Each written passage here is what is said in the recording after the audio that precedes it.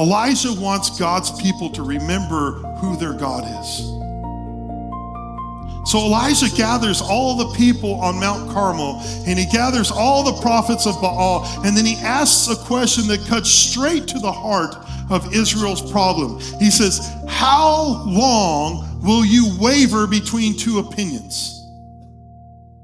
How long? How long are you going to live divided? How long are you going to claim God while giving your heart to something else? How long are you going to worship God with your lips and trust Baal with your life? How long are you going to try to have it both ways? And I think that question is still relevant to us today, isn't it? Now, I don't think we worship Baal. We better not worship Baal. But we have plenty of things competing for the throne of our hearts. We can worship success. We can worship money.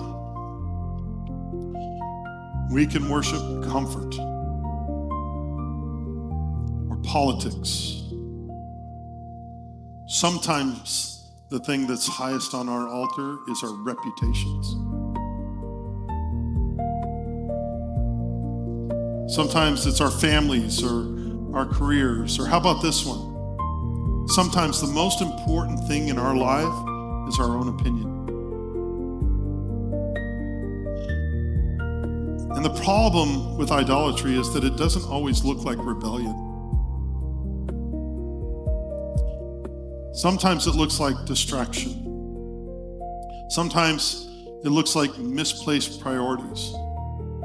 Sometimes it looks like something good, but it becomes more important than God. And Elijah stands before the people of God and he says, how long will you waver?